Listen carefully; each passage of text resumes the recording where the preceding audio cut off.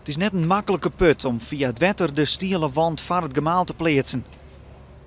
Vandaag wordt aan de IJsselmeerkant het eerste schot geplaatst, zodat we daar de uitlaatconstructie droog kunnen zetten.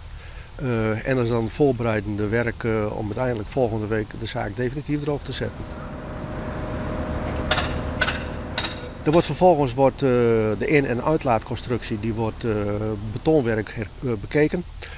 Het metselwerk wordt helemaal uitgehaald en er wordt opnieuw gevoegd. Er worden waar nodig worden de nieuwe stenen in geplaatst, de zaken worden weer vastgezet, schoongemaakt etc.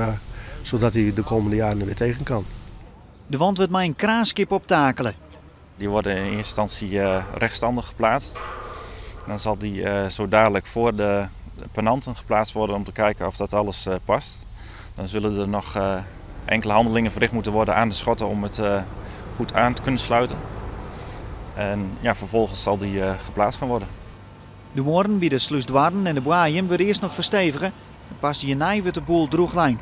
Oors is het net vertrouwd. In principe zijn ze daar niet op berekend vroeger om droog te kunnen zetten. Dus uit zekerheid, voor de zekerheid gaan wij daar een stempelwerk in aanbrengen.